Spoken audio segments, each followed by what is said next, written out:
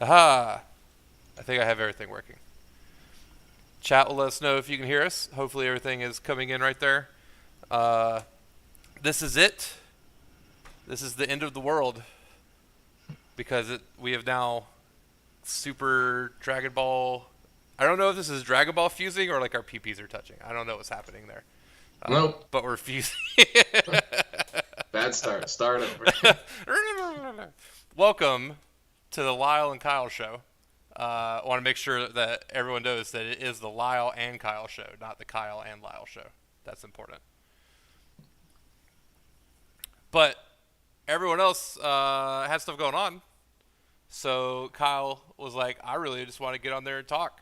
I was like, fine, I guess I have to get on here and run this stupid computer then so that Kyle can talk. So Kyle, you got an hour. Hit it.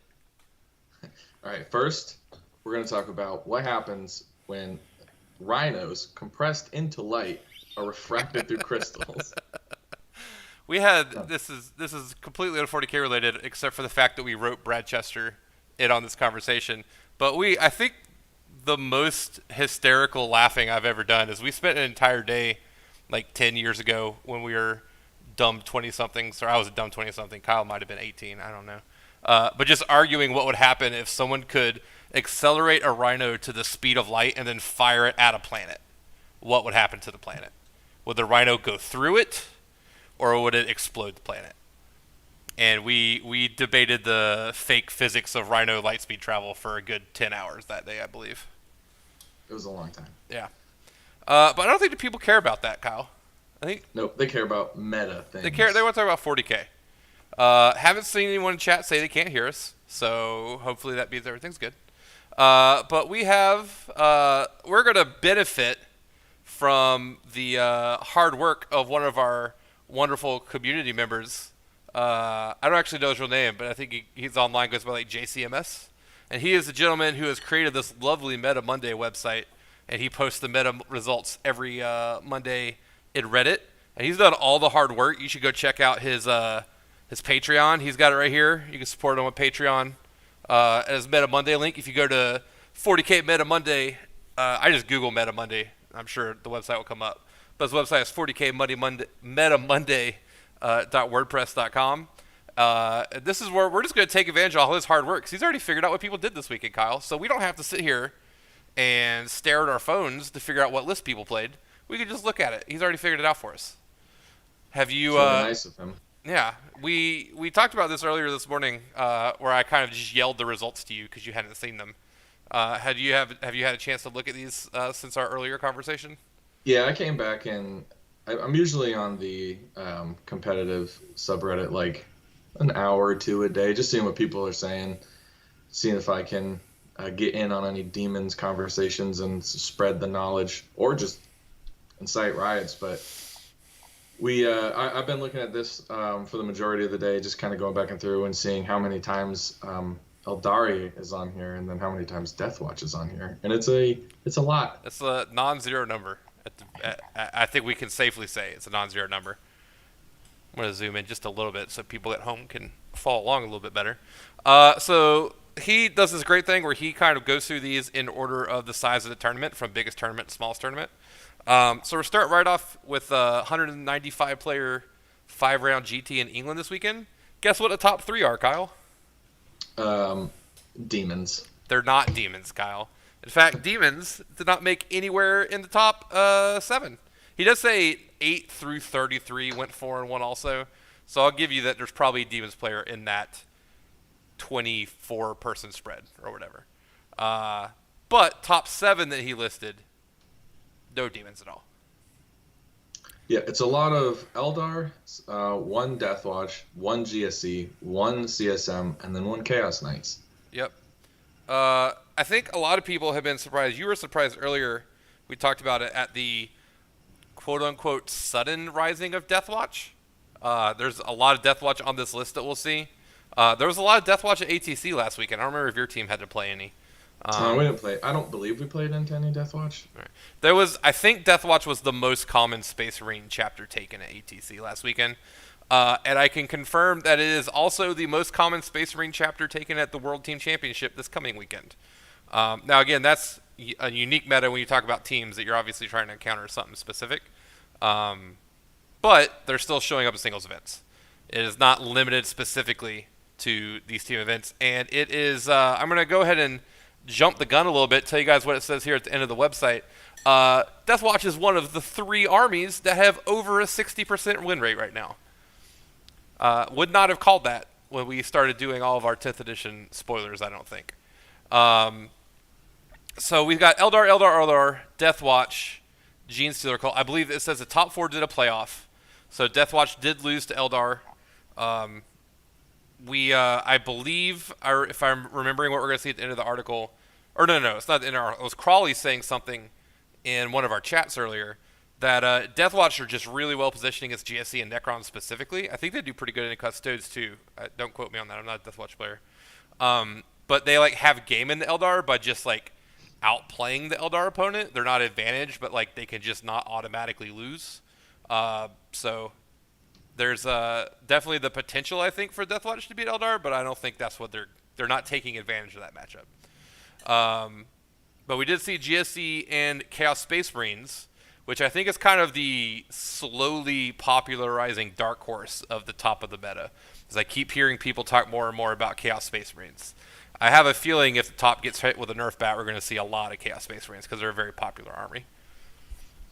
Yeah, I saw a lot at ATC, and I've been seeing it in some testing on TTS. And it has a huge variety of builds, which is cool. I've seen some Cultist Spam, which is probably like the lower side of it. I've seen some Obliterators with Hellbrutes. I've played into that a few times. It's an interesting army. It's way better than we gave it credit when we were doing the 10th edition reveals. We kind of thought that the dark packs were a little bit meh, and they weren't going to be as impactful as they are, but they're pretty big. The lethal hits and the sustained hits are both interesting, and they cause a lot of damage, way more than I thought. I've lost some greater demons in Overwatch more than I want to. Yeah. I feel like, and I do want to give a shout out, we got Dean P in chat saying that he went 5-1, I think. It's either 5-1. He made it to the final round, to the championship table, with Deathwatch at an event this weekend. So congratulations, Dean, on that. Making sure. That doesn't sound like Dean. I think so. Yeah. I think he's a Deathwatch player here from the Battle to End Alzheimer's tournament, which we're going to talk about next. But I think when we were looking at Chaos Space Marines, we all, I think, dismissed the stuff that wasn't historically good. And I think we kind of looked at how good Chaos Space Marines was through the lens of what Chaos Space Marines have been doing successfully in 9th. Whereas I feel like the stuff I keep hearing people say are good now are stuff that no one ever played. At least no respectable person ever played it. Like I keep hearing about like Forge Fiends. Have you ever played against anyone who seriously put a Forge Fiend on the table? I can't remember. I only remember them on fun games. So I think it's interesting that we're seeing a lot of these new units show up. Yeah, I haven't seen Forge Fiends in a long time. I think they were kind of a fringe pick for T-Sun's last edition. You could bring them in because like the Mutalith Vortex Beast wasn't very good, but you would maybe see them, but nothing in like the higher end competitive. Yeah. I don't believe. All right, so we're seeing kind of second verse, same with the first here at our next event, battle in Alzheimer's GT. I imagine this was at Tables and Towers out in Maryland. Eldar, Deathwatch, Custodes, Chaos Demons. There's your first Chaos Demons of the day, 5-1 in 6th place, and then another Custodes. Oh wait, no, sorry, Dean. I'm getting people mixed up. There was someone in chat who yesterday did go 5-0 with Deathwatch. Dean's saying he came in second to Hobby Track. So I apologize for the confusion. He came in second to Hobby Track at Battle in Alzheimer's. There was someone else in our group chat that was saying that they made it to the final table yesterday with Deathwatch. I just can't remember who it was. So again, we're seeing basically the same thing here. And this was the argument I was making to you earlier, that if you want to win an event, with one exception we're going to see, you're basically either playing Eldar, Deathwatch, or GSC, or maybe Custodes at this point. And then you could go 4-1 with basically anything else. You're still going to see more people go 4-1 with those top 4 armies. But you're not going to see anything else like Chaos Demons or any fun fringe picks that are winning events this weekend, unfortunately. If we continue down to this one, I told you this one's weird because There is an exception. The immediate exception to what I just said. Tau did go 5-0 at this tournament, but this is Poland, and they only use WTC scoring. Someone was explaining this in Reddit. They all Poland events only score things in WTC because their country only practices for the World Team Championship, and they don't want to play two different kinds of 40K. So even though the Tau went 5-0, they came in 13th place because they just were probably winning all their games like 11-9, 12-8, and didn't get any high-scoring games. So I don't know how much we need to pay attention to this one because this is just not how we play 40K. Right. So Capital Clash Australia, Necrons, we did see 5-0. I'm sorry, it wasn't Custodes, it was Necrons I was saying. GSC Necrons, Deathwatch and Eldar right now. GSC Eldar, GSC Eldar, Necrons, Chaos Demons again outside the top, Custodes, GSC. So we're just kind of seeing this over and over. We did see T-Suns here 5-0, Imperial Knights 5-0, so I'm eating my own words. We did have some other stuff. Tyranids 5-0. But basically, like, you're seeing the same four names for the most part over half of these tournament standings. Is that kind of how you felt at the end of it when you looked at it? Yeah, and it kind of goes with what we were saying. So we were talking about whether or not the meta is quote-unquote solved and what you could be playing into the top versus what you have to play to be part of the top tables. And it's kind of looking like and shaping up to be you need to play one of the big four if you're really going to like try to go win an event and stay as competitive as possible in terms of like I'm going to go 5-0 this event. You need to be playing either GSE, Eldar, Deathwatch, or what's the last one I'm missing? Necrons. Necrons, yeah.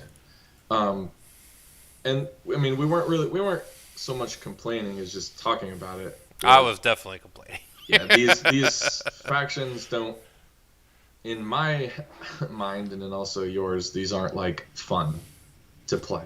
No, I don't know. I've not been in a good spot. Immediately when I found out we were doing this show tonight, I was like, man, I got to get positive about 40K. I've just like not been positive about 40K for the last like 10 days.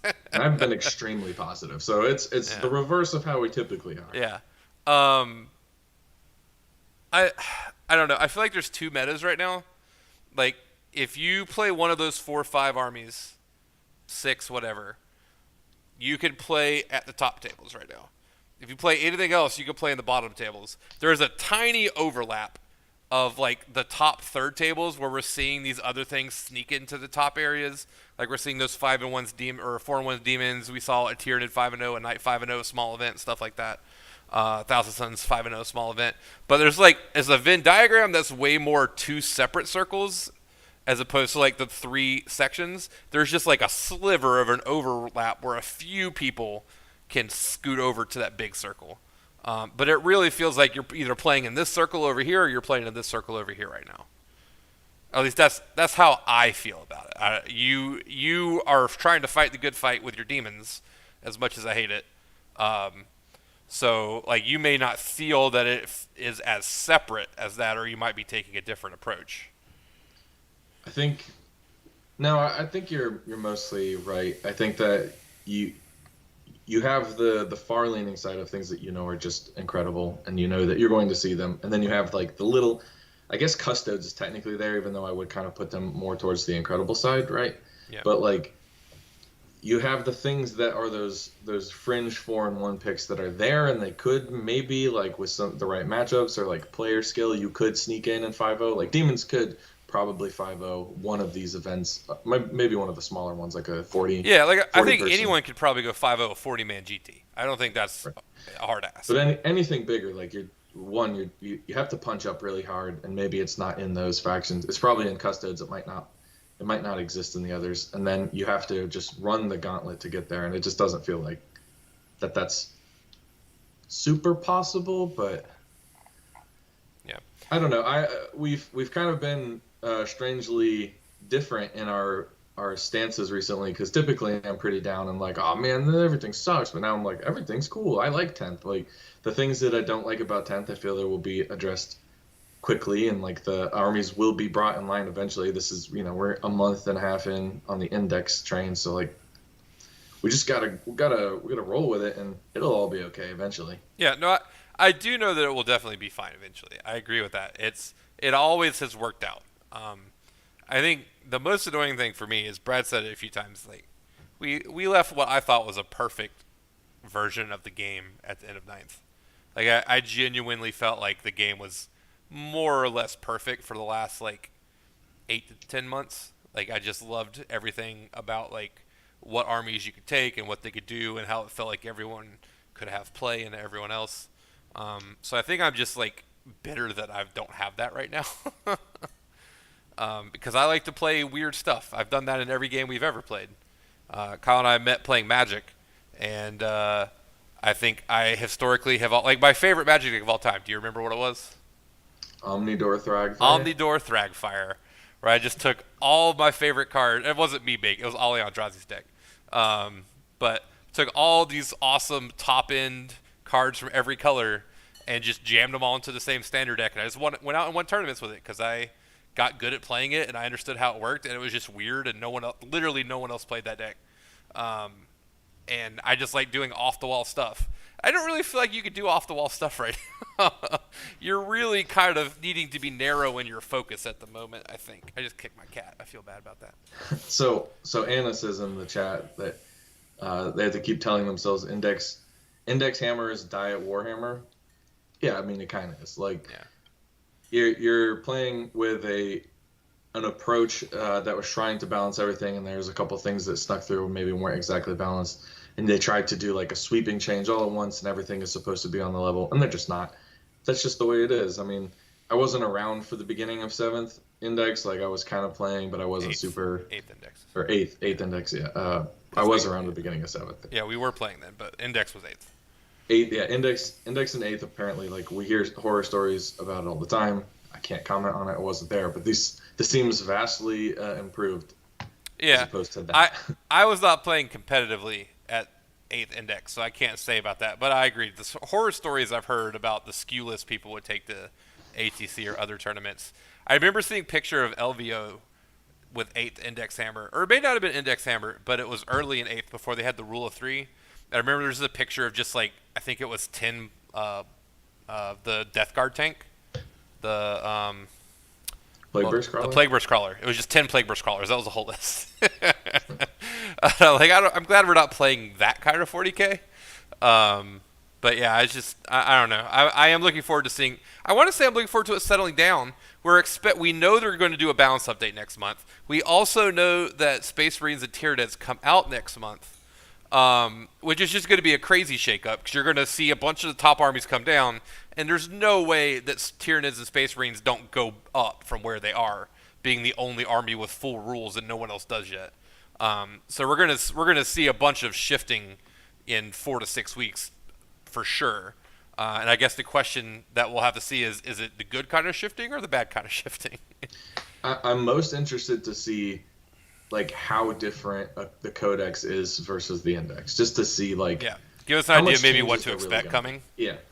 I mean, you know that there's going to be a lot of changes, but like how drastic is the army going to function based on how it was functioning? Because if it's completely different, then we're just in for like a world of change that I don't think anyone. I think the Space Marine Index, and I'm sure, I guess the Tyranid one too, but is going to be very indicative of what to expect for detachments coming up. Because there's no way that they're not going to make a detachment for every army that's had a supplement before. They're going to have a Salamander detachment, an Imperial Fist detachment, Raven Guard detachment, whoever else that I'm not thinking of. So, like, are there going to be 6 new detachments in the book? Are there going to be... is everyone still going to be limited to the same 4 enhancements? Is each detachment going to have 4 completely different enhancements? Are they also going to bring back warlord traits and relics and stuff like that? Is that going to be... are they going to stick to having streamlined it? Or are they going to expand and give way more choices? I'm just interested to see what does the format of the books look like moving forward. My cat, I don't know what is going on. She is determined for me to feed her an hour early. She's just all up. She's about to walk right in front of the camera. She's all up in my grill right now. Sneaking into the shot. Yep. Here. I mean, be on camera. You would think that. Oh, look at the tail. Yep. You would think that each chapter would get something unique to kind of make them different. So Yeah. you would hope, I don't know, there's no idea Right. when you're thinking about the design, like what choices that they're going to make. But you would think that like they get something unique for their chapter. Yeah. So and I'm interested to see what is the template for that looks like. I think Space Marines will be the most likely to be like, this is kind of the basic template that we're expecting. And then of course the Space Marine will become obsolete in 6 months, and they have to make a second Space Marine Codex like they always do. Space Marine 2. Yeah, because they can't let Space Marines be bad. But I'm just interested in what is the framework going to look like. Because I was enjoying playing Salamanders last in ninth edition, and there's definitely nothing I can do right now that feels like a Salamander list. Like I could play green guys. I could put Melta and Flamers in my list, but they're not going to feel like they're using those any better than anybody else. So I'm Right. interested to see what does that look like. See a question in chat. Would you say that Eldar are stronger than, I think it's right under my icon, I can't see. Eldar are stronger than GSE at the moment? Yeah, I would say. Um, I think Eldar has, the problem with GSE is that there's still just like only 6 units in the codex. Like there's more than that, but most of them are characters. And at a certain point, the GSC armies are just all identical, and they're not very deep. They just do the one thing, and they try to do it very, very well. I'm always going to give the edge to the army that has choices. And right now, it feels like all of Eldar's choices are wildly undercosted for what they do. They're basically AP4 the army, it feels like. Like, they just shoot everybody way harder than anybody else can. And if you nerf the couple things that shoot right now, guess what? They got another 20 indexes or another 20 data sheets that nobody's using at the moment. Like So I they're guess just waiting for the next thing to be good.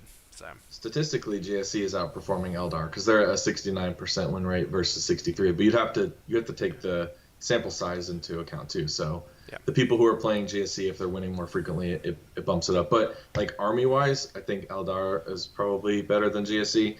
One, I think GSC kind of functions on their tricks, and Eldar is just like pointing a shotgun at you. I think this is where you have to go in and look at the data that JC's provided down here on his data table. If you look specifically at the number of players, Eldar has almost double the number of players that GSC has. So if the GSC players are doing well on average, like in my opinion, when I look at this, I'm like, okay, well, there's probably more bad players playing this. There's just more likely to be more bad players playing that than are bad players to be playing that. There's likely to be a greater number just based on the sample size. Also, Eldar is one of the most popular armies. GSC is one of the least popular armies because it's not right now, but it historically has been complicated to play and hard to get on the table because you need so many models. So I don't think that this is indicative of the army being better. I think it's I personally think it's indicative of so few people have the army right now that the more people who are used to playing GSC are the ones who are playing it right now. Does that make sense? I don't know what's happening. Is my internet gone out? Or is Kyle's internet gone out? Oh, I clicked on the wrong thing.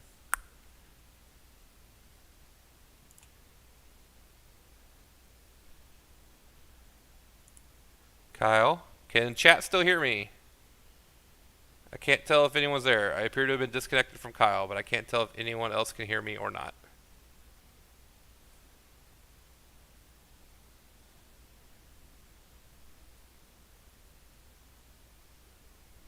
Hello?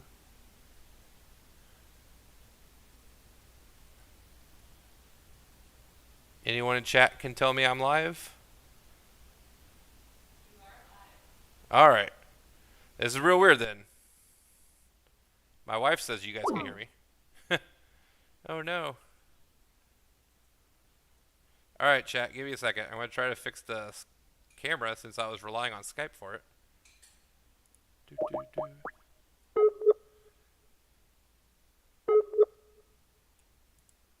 Don't leave me, chat. I'm trying to see if we can get him back or not. The person you are trying to reach is currently unavailable. Please leave a message after the tone. Well, that's new. When you have finished, please hang up. Alright. Well, let's see if we can figure this out. Alright, chat. I'm fixing things on the fly. Give me a second.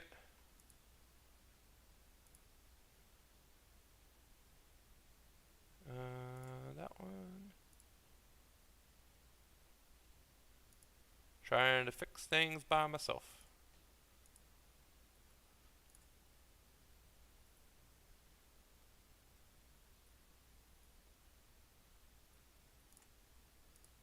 Nothing's showing up. Alright, this is real weird.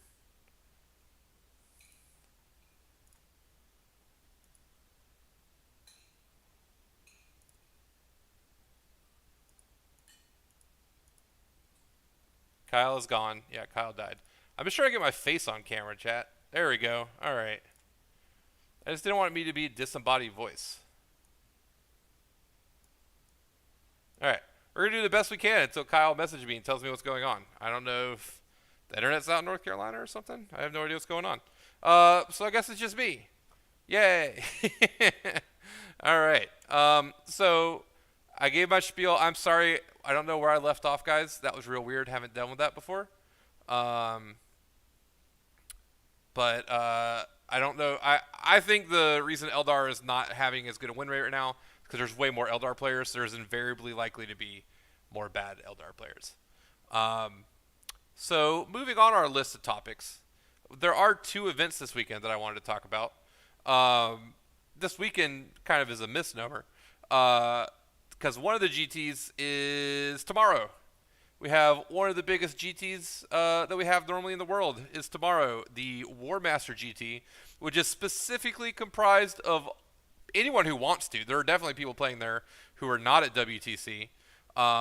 No, Brandon, it would be more trouble than it's worth me to try to figure that out right now.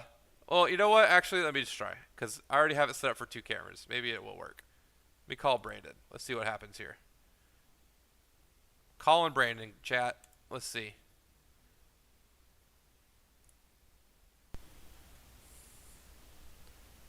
Because Brandon actually knows all about WTC. He's played in it before. I think maybe multiple times.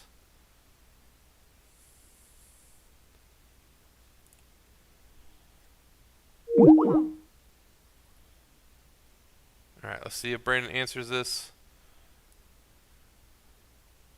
He says give him 2 minutes. Alright.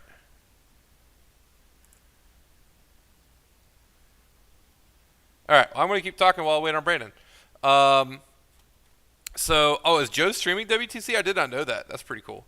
So the War Masters is basically all the people from WTC go and do this event, and then anyone else can play in it. But it's just generally comprised of some of the best players in the world. It's not as big as LVO by any stretch of the imagination. Kyle says he's back. Let me call Kyle. Oh god, I forgot to be loud. There we go. There is a Kyle. I'm back. Where did you go, Kyle? Why did you leave us? Lightning may have struck the apartment that I live in. It's very loud. Literally struck your building? That's crazy. Yeah. And that's because I said that Eldar was better than GSE, so I'm reversing. GSE is the best. All right. So I was trying to move on. That was a real bad transition, guys, and I hope you guys will forgive me for that because I was not prepared for any of that to happen by myself. But we're just going to go ahead and transition over to WTC stuff. So starting a little bit by saying that the War Master GT starts tomorrow. So people in chat are saying that they think Joe is going to be streaming it actually, which would be pretty cool. It is basically all the guys who play in WTC play in War Master. It does mean, I think, frequently that you don't see them play the list they would play in a singles event, specifically because they may be playing whatever list. They flew to the event. So some of them are just playing the same thing. There are still some good players there for sure. I think the pièce de résistance this weekend is clearly the WTC. So I figured we'd take a look at some of these. Check these out a little bit. Because there are, I want to say, is it 32 teams? 36 teams. There's 36 teams playing in WTC this weekend. The defending champions, who I think surprised some people last year, is Team Australia. So I figure we look through a couple of these at maybe what teams they're bringing or what they're bringing on their team, and maybe just picking our favorites. We've been told who we think the top 6 or so favorites are, because Kyle and I, this is not our area of expertise. We don't follow European 40K very well. But we've been told who to check out, and we're going to kind of look at what they're bringing, if there's anything spicy there, and who we think might be taking it home this weekend. So you got to resize your thing so we can all see in the chat. Oh, thought I had got it. Oh, I know what it is. I zoomed in. That's what happened. I zoomed in on the other website so people could see. Nope. All right, hold on a second, chat. It's my fault.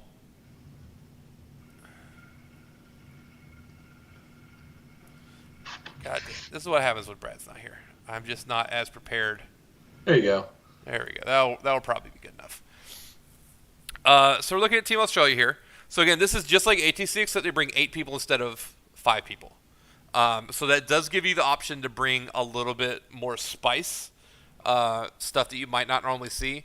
I will say, and I wish I had found the chart, someone had put a chart up of all 36 teams and what armies they had brought, and they kind of have just checked it off. And I'll tell you that basically every army brought for sure the same 3 armies, and then most of them brought the same like 6 or 7 armies, and then it gets a little bit spicier after that.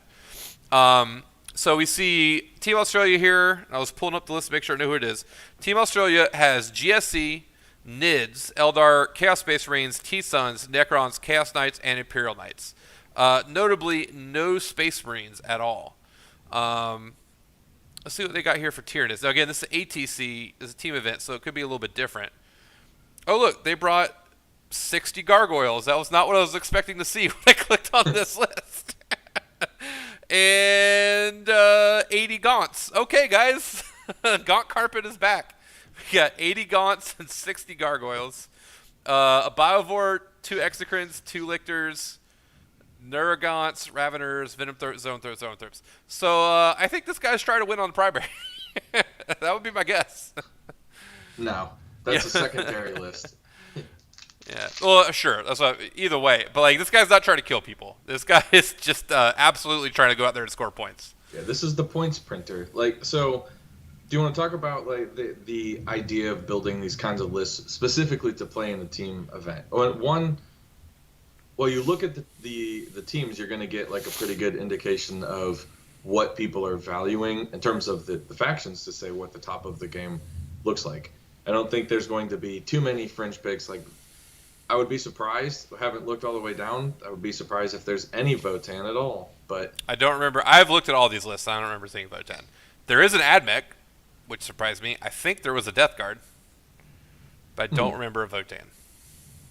So this will give you an idea of like what is valued. Okay, we can hear the thunder hitting your apartment now. It's I'm gonna perish today in the floods. All right. Please publicly announce that you're giving me all your 40K when you die. I give it all to Brandon Valley. God damn it. Now I gotta get God to smite him with a lightning bolt also. All right, yeah, this is real interesting though. Very different than what we're seeing a lot of people play on Tyranids right now. Let me get rid of that. So Eldar, Chaos Space Marines, and we don't have time to click on all 8 lists from all 6 teams we want to look at. We're going to assume that a lot of it's probably generally stock. So GSC, NIDS, Eldar, CSM, T-Suns, Necrons, Chaos Knights. I'm assuming this is baby spam. Yeah, only babies, nothing else. They just brought, I think you can get 14 babies. 1, 2, 3, 4, 5, 6, 7, 8, 9, 10, 11, 12, 13 babies. You got 13 babies and literally nothing else. I'm surprised. Is that Matt Morrisoli? Yeah. I'm surprised. He played a lot of demons at the end of 9th. Well, I mean, it is what it is. For team events, the team decides what it needs and then figure out who can play it. Yeah. So. I mean, I'm sure he plays everything well. Yeah. Imperial Knights, how many bigs are they running? That's what I keep being. So it looks like people are collectively agreeing that 2 bigs is the right number for Imperial Knights so that you can still take all the point scoring stuff and playing the secondaries. So we got Eversor and 2 Exaction Squads down here. All right. So Genestealer Cult, Tyranids, Eldar, CSM. Let's see, we talked about this earlier. Abaddon, Chaos Lord, Cultist Mob, 10 Terminators. I don't know how many chosen it is. 5, I guess. 5 chosen. Forge Fiend, Forge Fiend, Forge Fiend, Obliterators, Flamers, Blue Scribes, Changeling. So this is just the damage list, right? You're doing the Forge Yeah. Fiends to get the extra, Yep. what are they called, packs every turn.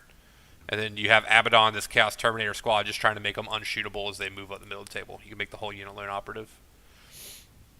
And then basically you're just taking the demons for actions and holding the backfield because you're taking the Blue Scribe because he's a lone operative. Yeah. Blue Scribe and Changeling. And then everything else listed is damage. Anna, yes, the Chaos Knights do have an Armiger that is a character. Is it a Stalker? Yeah, the Stalker. Stalker's a character. Yeah. Brandon says that Team Australia loves doing weird shit, so that seems par for the course for them. All right, so next we were told to look at. Let's try and go in order here. I think Canada's next alphabetically. So I think Canada, other than Team America, Canada probably has the most players that Americans would be familiar with. I've met many of these people. We got Skari down here. This was the big surprise to a lot of people that Team Canada decided to put Skari on Necrons because Necrons are that much better than Dark Eldar, which is what Skari would normally play. So we got Chaos Space Marines. I imagine this is pretty similar. Less Forge Fiends, more Obliterators. That's what it looks like. And no demons for this. This is just way more damage. You have Cypher. Interesting choice to see Cypher. But yeah, these have a lot of similar. I think we lost Kyle, guys. I think we lost Kyle. Brandon, get on your computer, Brandon. Let's do this. But yeah, I think this looks very similar. This have a slight difference in how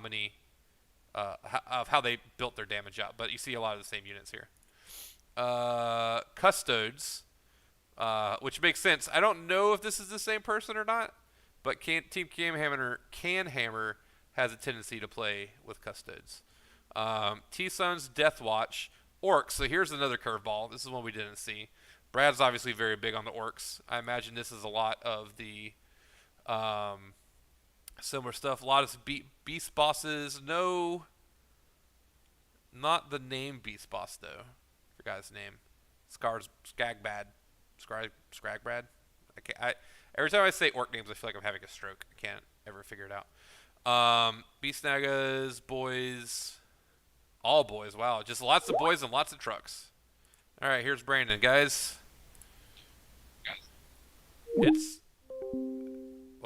The call just immediately closed. That was weird.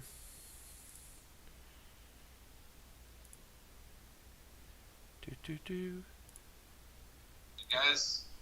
There's a Brandon. I hear him. Can you hear me, Lyle? Yes, I can hear you, sir. This has been the most messed up chat, or most messed up Monday stream. All right, can you hear me?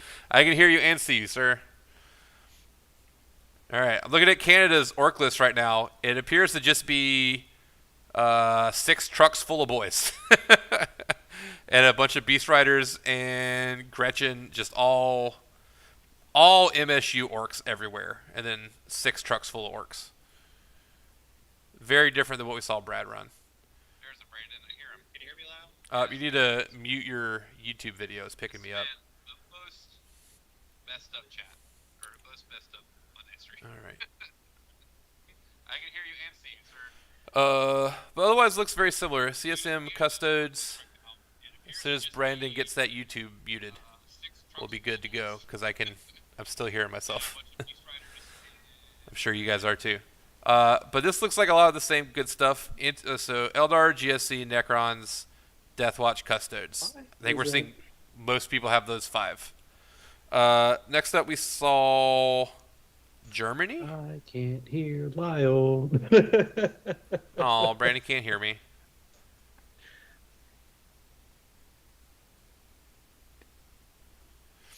All right. This Monday stream is this has been like everything has gone wrong at once, chat. I'm sorry.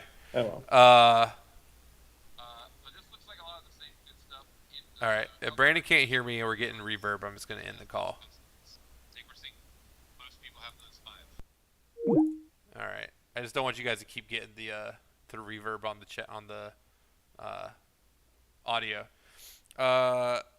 Custodes, T-Suns, GSC, Demons. I want to see, is this Big Demons? Or Kyle had a real cool list that he came up with that he called Points Printer. No, this is just Stat Check Demons. All Big Demons. Deathwatch, Eldar, Knights, Necrons. So interestingly, Canada had, make sure I'm remembering correctly, 0 Knight lists. They have no big army, big guy list at all. All right, Brandon says he figured it out. I'll come back one more time. I keep clicking on the wrong thing. We'll try one more time with Brandon.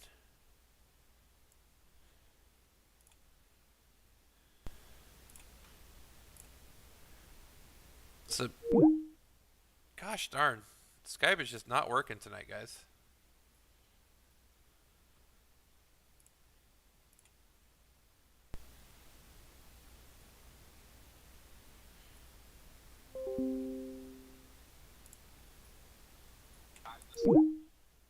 I don't know what's happening, guys. Every time I call Brandon, it immediately hangs up. All right. This has just been a shit show, everybody. I have no idea what the fuck's going on. So Team Australia had 2 Knight lists. Team Canada has 0. Team Germany has 1. I find this spread interesting because I kind of assumed, with just the way the meta worked right now, that everyone would be taking Knights. Victor, I don't normally use Discord for this because I don't have a history of it having a good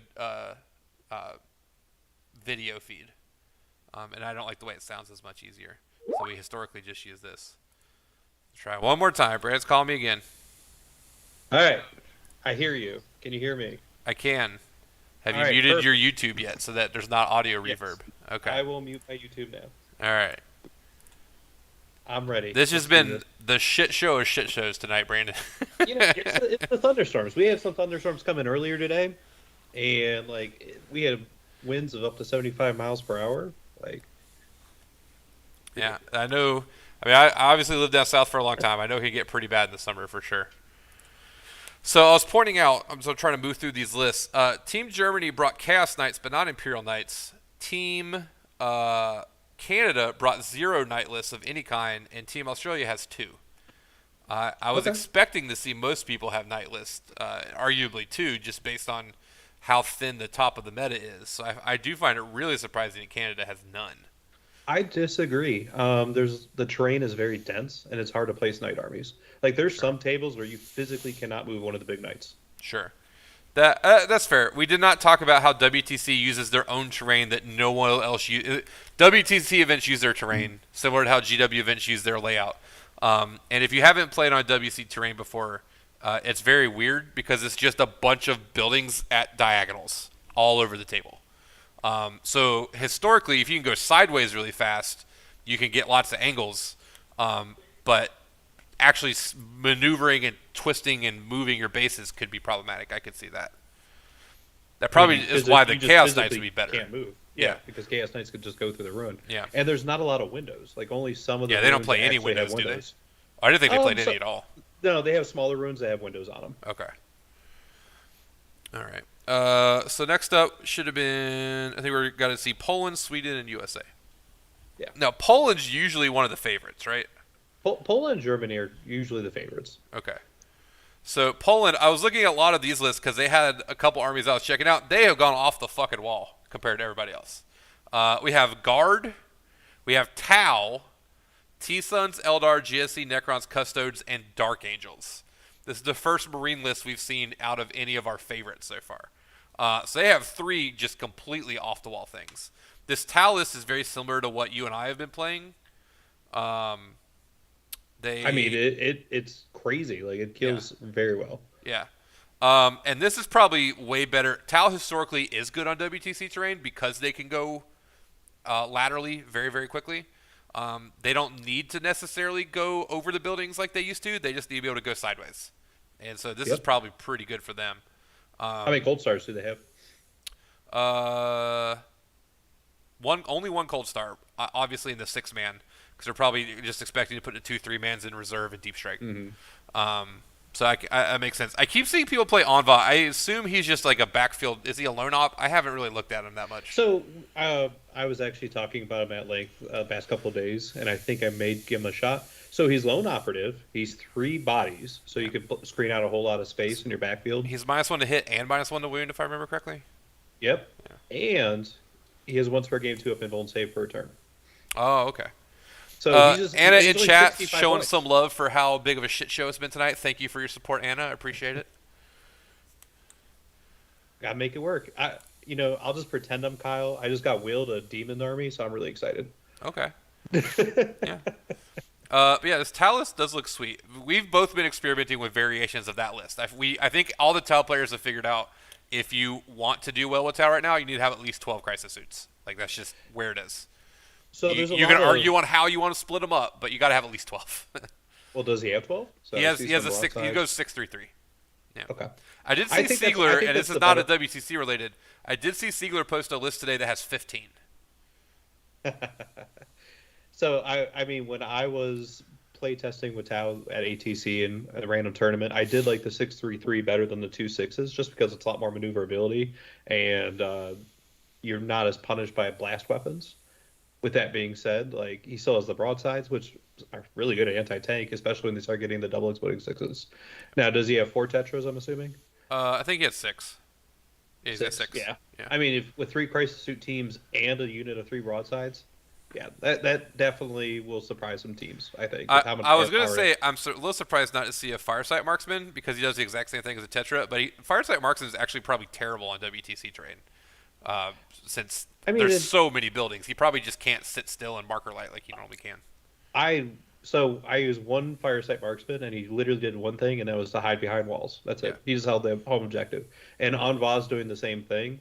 And if those broadsides are sitting on the backfield, he could just send Anva out for a turn and do something. Yeah. Well, I like the Firesight Marksman as functionally, like you're saying, an Anva that can also give full rerolls to hit. So. Yeah, and he's cheaper. Yeah. I'm not saying you should be playing as many, like, Tetras are better, but I like having a 4th one for sure. Let's see. The guard list I'm going to assume is just indirect tell.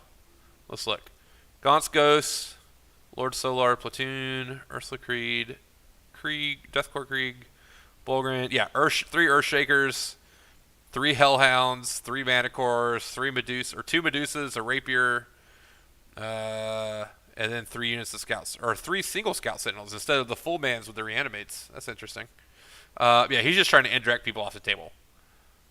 Yeah, I mean, he has enough trash to throw out there and just slow everybody down, and then he's just hitting them constantly with indirect. I think it's a solid list, and you're just going to get paired into something they can't deal with 9 vehicles. Yeah, and that's the thing to keep in mind. Like, these lists are not all necessarily lists that could go out and win a GT. They are being built specifically to try to put people in weird spots, just to get them into situations where someone doesn't want to play one list, so they have to play another list that they might not want to play, but they would rather play it than this other one. There's a lot of mind games with it. Let's look at that Dark Angels list. Yeah, I've got it up right now. I haven't seen it. I bet you it's nothing but land speeders. All right, here comes my cat. I think, if I remember correctly, I did look at all these lists earlier. I want to say this is basically just regular Marines, but with Deathwing Terminators. Okay. That might be a different Deathwing, though. This has Knights. Are Knights and Terminators? Yeah. Yeah, they're the ones that are -1 damage in combat. Then you can make them another -1 damage with a stratagem. Yeah, so this is still Gladius Task Force. Okay, so you don't have access to that second stratagem then? No, this is just Gladius Task Force with Deathwing Terminators, 6 Aggressors, 2 units of Attack Bikes, 2 units of Inceptors, unit of Infiltrators, a Land Raider Redeemer of all things. All right, guys, Perfect. The cat has made its appearance. I don't even. Is the Land Raider Redeemer can't even carry 10 Terminators? What is it? What does it carry? It can carry 6. But it's a 10-man unit. So what is it? Or is it carrying the Aggressors? Because that's hilarious. It's probably carrying the Aggressors. That's hilarious. That 10-man squad is just very durable. Yeah. And it's just going to sit on the table, and it's going to control the midfield. Because if everyone's gearing to deal with tanks, or if everyone's gearing to deal with Gene Stealer Cult, they don't have the correct weapon profile to deal with Terminators. Yeah. So and this is definitely skewed. All the Marine lists have skewed into anti-GSC. 2 units of scout snipers, 2 units of or a unit of infiltrators. The Inceptors are specifically here to just mess with GSC because they can just basically delete a blip right away.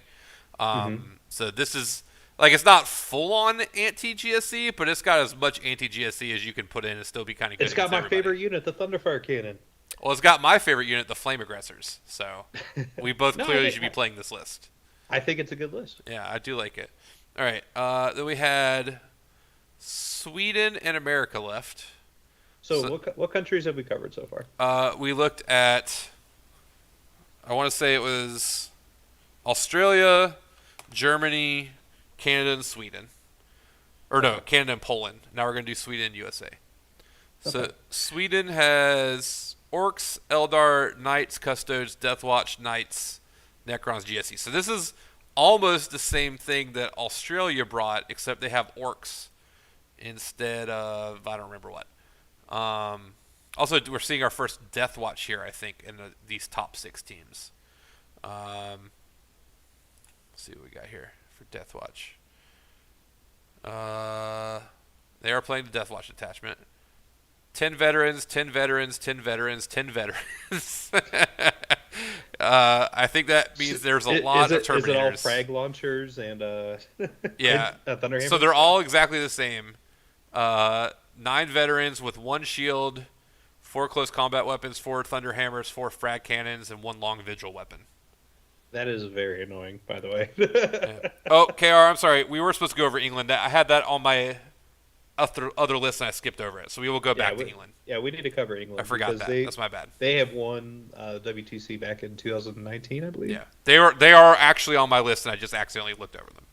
And then we got 10 Desolators, 9 Inceptors, 3 threes, 2 Infiltrators, and a Land Speeder. That's actually a really fun list. This sounds like what you would have played at ATC. Oh, I would have put something that stupid on the table. 100%. Yeah. This has some Brandon sauce on it for sure. So let's see. I'm not looking at the stuff we all kind of assume we know what it is. I'm sure there are some varieties spiced throughout here, but I'm not going to go click on every Eldar list, guys. I'm sorry. So let's go down to USA. Chaos Space Marines, GSC, Grey Knights, which I think that's the first Grey Knights we've seen here. Deathwatch, Custodes, Orc, Eldar, Tyranid. So another team that has elected to go 0 Knights. I think it's only our second one in these 6 teams we've looked at so far, 0 Knights. Grey Knights, I have to imagine this has got to be very similar to what Harpster played at ATC. Mm-hmm. Tyranids. Let's see what Sean's up on Tyranids. I doubt. Did you see the Tyranid list we covered earlier that Australia brought? No, I didn't. They have, I think it was 70 gargoyles and 80 gaunts. Delicious. That's amazing. How many Biovores? 1 Biovore. Just one? Okay. in Australia's list. Let's see here. I don't think that doesn't sound like what Sean would play. So Sean's got I Hive think Sean's Tyrant. doing Lichter Stam. Well, let's see. He's got Hive Tyrant, Nerd Tyrant, Old One Eye, 2 Biovores, 2 Carnifexes, an Exocrine, 2 Lictors, a Malceptor, 3 Pyrovores, a Trigon, and 2 Tyrannifexes. That's just a lot of big boys, right? I hope he doesn't play against Deathwatch. Like, that's an instant tabling by Deathwatch. Really?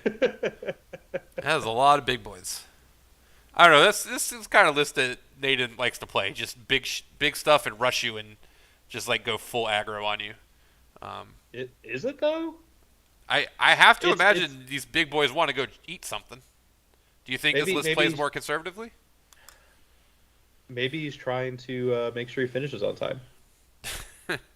Is that because a problem? Because it only has 12 models.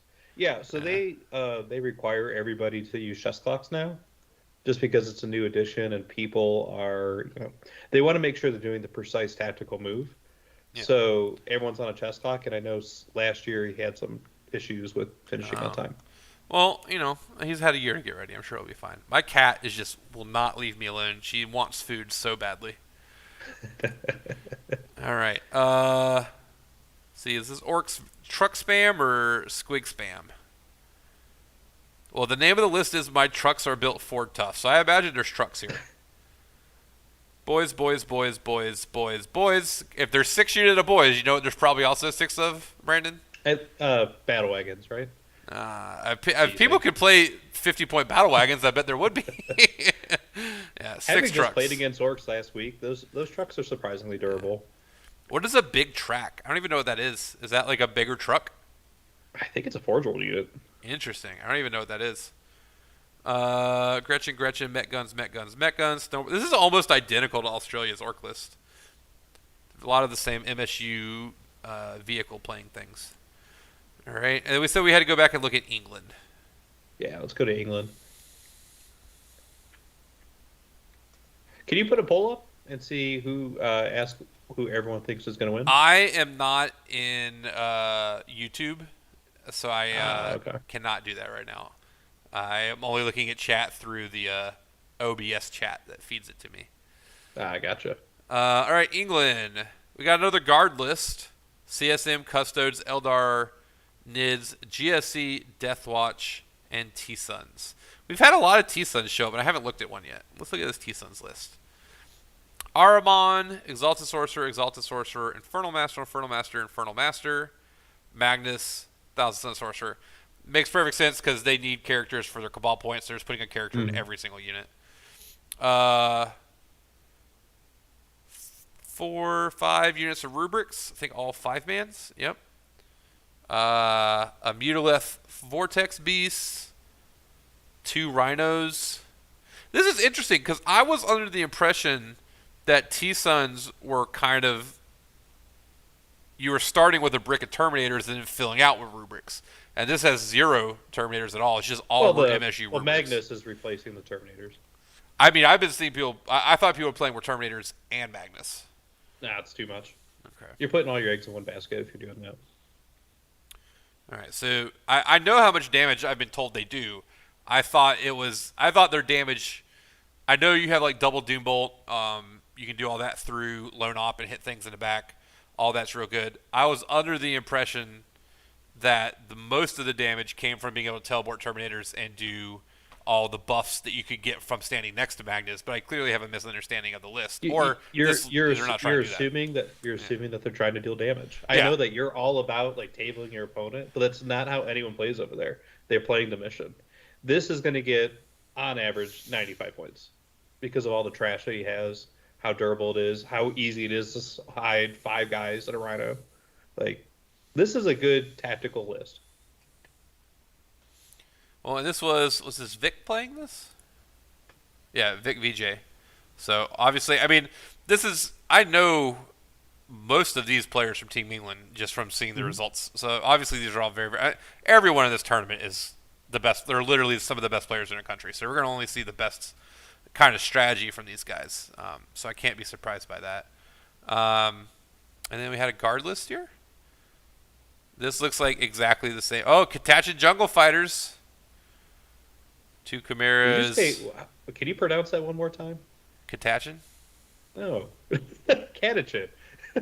I mean, that's not how the English language pronounces things. You normally have a stressed and an unstressed syllable. I did see that team. There's 2 UN teams. So how it works and what they're doing is they want to have multiples of 4 because they want to do like a World Cup bracket day 1. Yeah.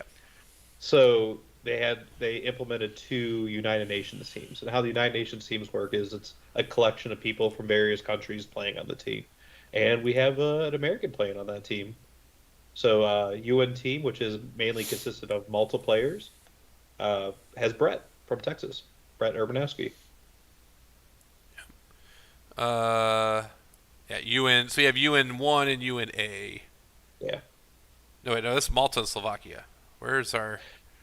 So only like 2 or 3 of the players are actually from that country. So what it means is they don't have enough players to fully represent Malta. So they have players from different countries. I got so you. Like, because here's Brett here. UN Team A, which is represented Slovakia, has represented from England. Eunice is from Finland. See. Yeah, see down here we see a few different ones. Like in Slovakia, Nick Keever is from England, I believe. Yeah. Okay. So they're just representing multiple countries, and it's pretty cool because it allows people who, really want to attend the event and maybe just missed qualifying by, a couple points. It gives them opportunity to play and practice, and they can experience the event. Like I played on the United Nations team last year, and it was a blast. Like I had so much fun playing, and we played with there were 5 different countries represented on our team, and we did pretty well. Yeah. It was nice seeing the different play styles. All right, so we're out of time, so I guess we need to make a final prediction. Obviously, we didn't get through everything I wanted to tonight, Chad. I'm sorry. Technical difficulties be Let's keep going. technically difficult. I had made food, or I started cooking at 6:15. Heidi finished so I could get the stream ready, and so my food was cooked an hour ago, and I need to probably eat it before it's frozen. I was actually cooking while all the technical difficulties happened, and I was like, all right, Eloise, can you cover the rest? And she's like, go down there and help out Lyle. He's strong. But we are both lucky to have our wives because they both did that for us. They're amazing. All right, so who do you think, out of our 7 we went over, Australia, Poland, Germany, Sweden, USA, Canada, England, who are you thinking? Poland has a very strong track record, and I think they're going to do very well. I think Germany's also going to do well. So I think it's going to be. I don't want to say who's going to be first place, second place, third place, but I think Poland, Germany, England. They're going to place. I am going to put my small amount of money that I would be willing to bet on something that I have no actual insight on. I would put it on Poland. Was it Poland? Because they brought the Tau list. Out of all of our top 7, they're the only people who brought Tau. So. Victor, there's 36 teams who are represented. Yeah, USA could do, USA legit has a good shot to do well. I'm not trying to disparage you. I don't want to sound like I'm not rooting for USA. I will be rooting for USA to win this event. I will be because I believe in supporting your team, and I would love to eventually be good enough that I could be considered to play on Team USC for the WTC. I think that would be probably the more so than winning an event like LVO. That would be the pinnacle of 40K to me, being able to represent your country. I would love to do that. So I'm going to be rooting for all of our guys who are going out there and going to try to win it for us. They don't have a Tau list. If they had a Tau list on their team, I might pick them. I think people are sleeping on Tau. I think in a team format they're doing pretty good. Yeah. Let's see. There's a question. Yeah, so Victor asked if there was anybody on Death or Glory playing in this event, and we do. Team Canada. We have Tim DeFleets. We do have Tim. Is it Deep? I don't remember. I actually know how to say his last name. But we have Tim, who is the captain of Death or Glory Canada, playing on Eldar this weekend. So there is another person on Team USA. There's a Death or Glory member, Jamie Beaton. He is not starting this weekend, but he's on the team, and he's one of their. He might be coaching, or he definitely is part of their playtesting group. I don't remember. He's part of the playtesting group. Yeah. He didn't make the final cut for the top 8 and the coach. I mean, Team America has a chance. The long and short of it is we don't practice enough in the team format. It's as simple as that. When you have the Polish teams and the German teams practicing nonstop in the team format, using differential, and using the terrain that the WTC provides instead of, the random stores terrain or the, how FLG terrain is different than Adepticon terrain, which is different than Nova terrain. There's some merit to playing on the terrain and knowing how to build your army and interact with that terrain. We went over it earlier when we were going over the events from this week on Meta Monday.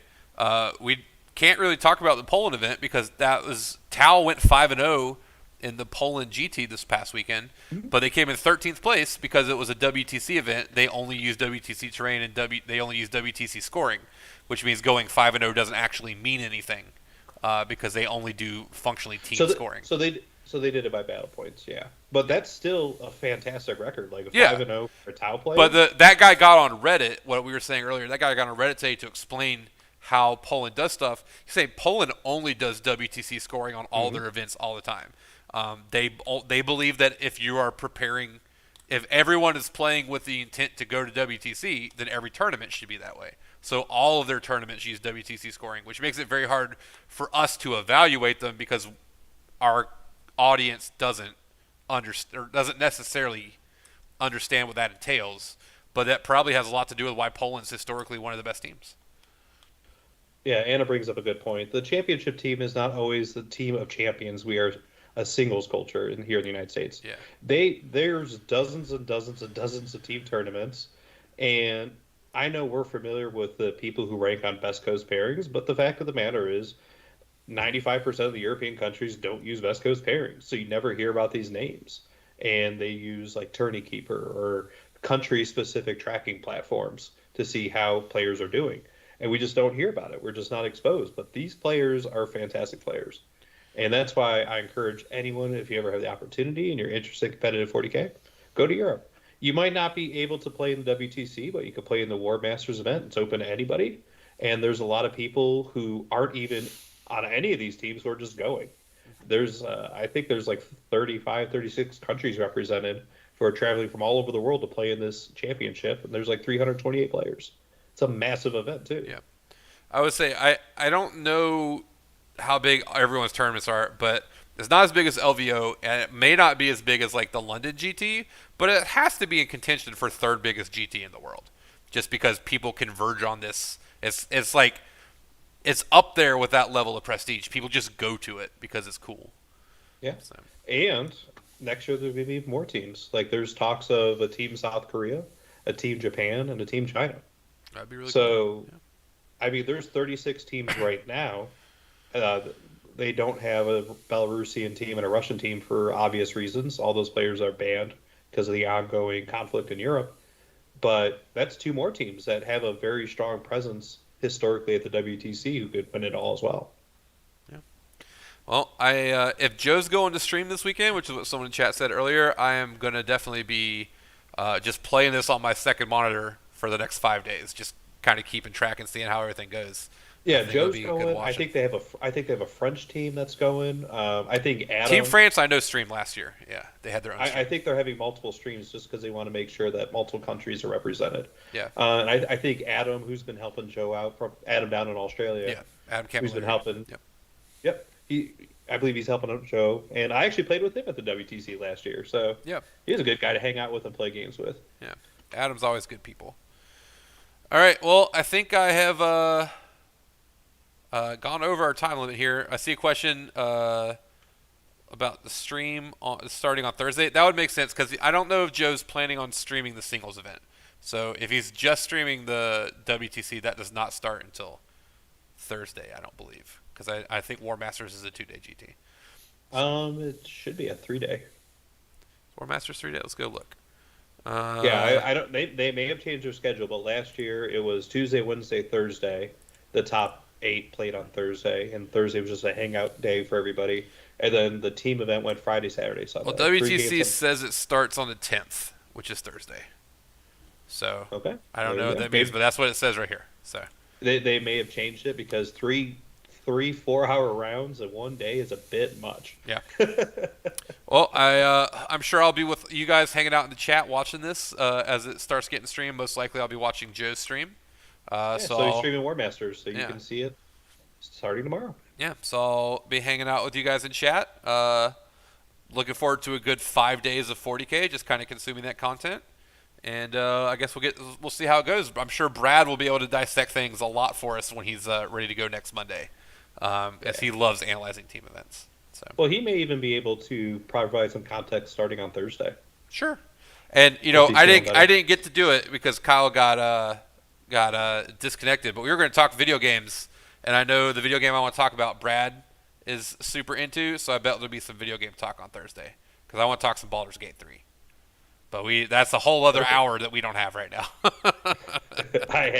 I have no idea what you're talking about. I'm the wrong person talking about that one. I think that will be a Thursday conversation if we got some time. All right, but with that, I think I got to cut the stream here because I need to go eat some dinner and get my cat to leave me alone. So until Thursday.